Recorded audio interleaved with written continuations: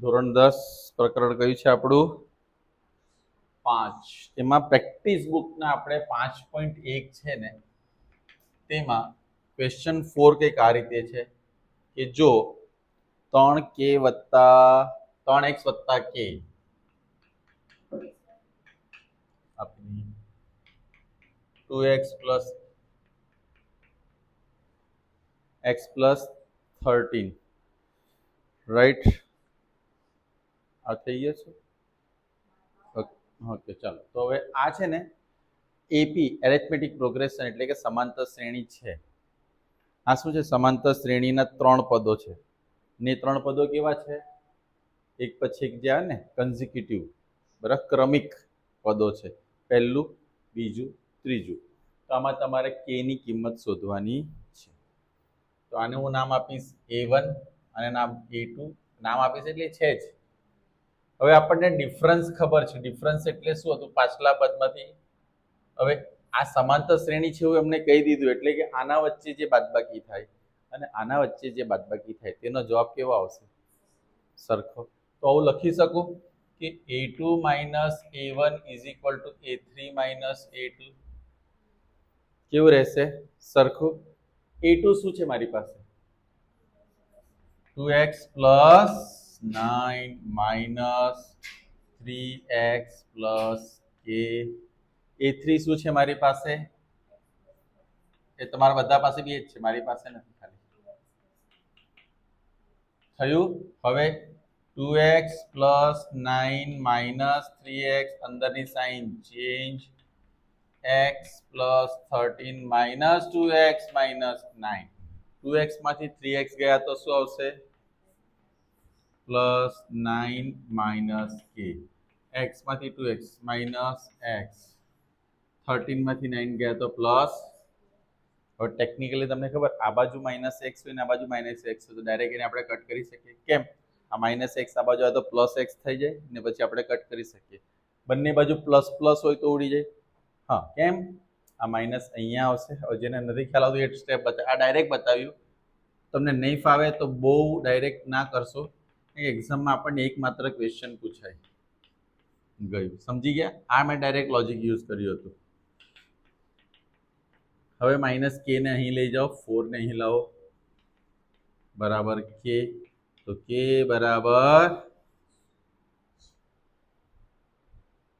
જાય છે હવે એવો જ એક ક્વેશ્ચન છે એમાં 4th પછી 5th તમે જાતે કરશો 6th ક્વેશ્ચન થોડો અલગ છે 6th ની અંદર પણ same condition k square minus k 4k plus 3 અને 27 માઇનસ k હવે અહીંયા ખાલી અલગ શું છે k સ્ક્વેર છે તો આપણે આનું પણ સૂત્ર શું લખીશું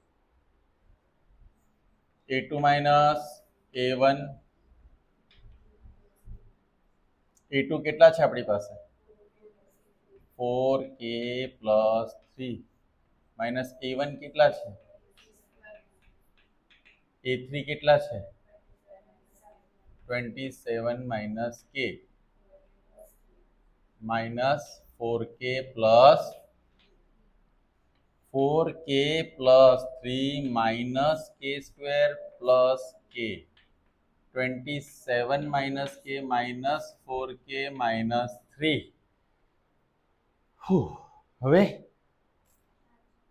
આને આ કેટલા થશે આ 4 ને 4 કટ નહીં થાય કારણ કે અહીંયા પ્લસ 4k છે ને અહીંયા એ પેલી બાજુ તો માઇનસ થઈ જશે ને પહેલા આપણે નોર્મલ કરીએ 4k અને k કેટલા થશે 5k પ્લસ 3 માઇનસ શું થશે 27 માંથી 3 જશે એટલે 24 માઇનસ k એટલે માઇનસ કેટલા થયા હવે એક કામ કરીએ બધાને આ બધું આ બાજુ લઈ જઈએ આ બધા જ ટર્મ્સને આ બાજુ શિફ્ટ કરીએ તો સૌથી પહેલા શું લખીશ 25 minus 5k minus 5k minus 3 plus k square vote the point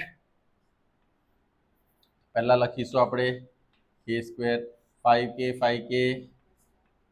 24 minus 3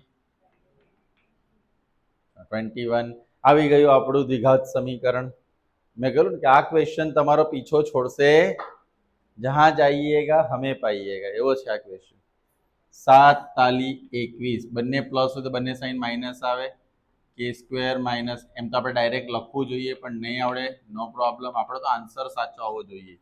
કે કોમન, કે માઇનસ 7,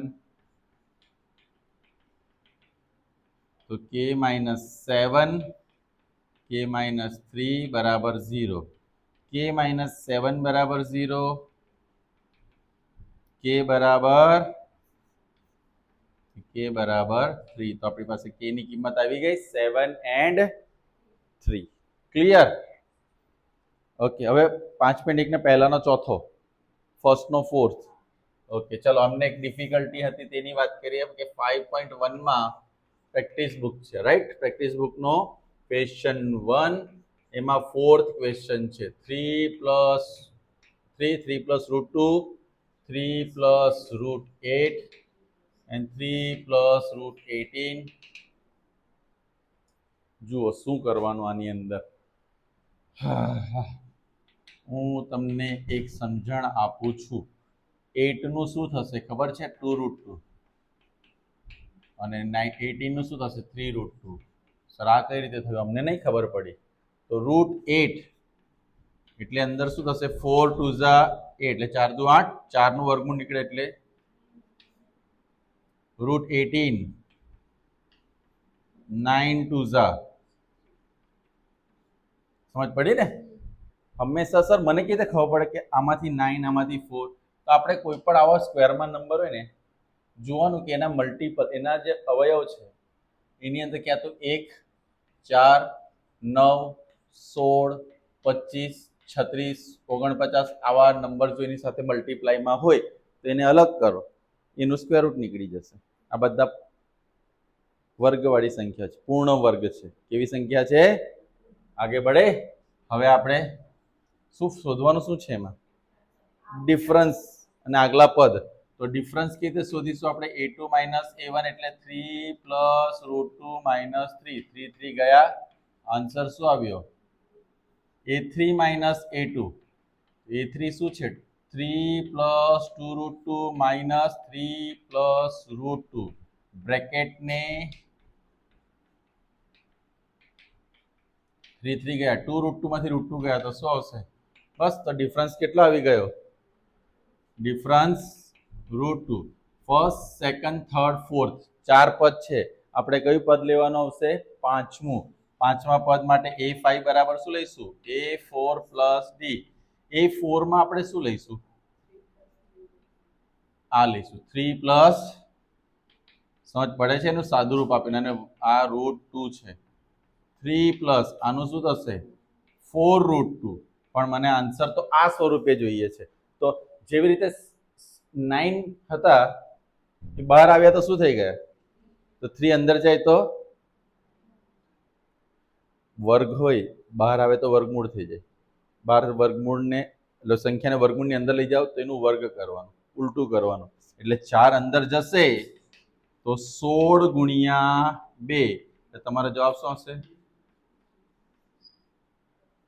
તો a6 માં શું લઈશું આપણે?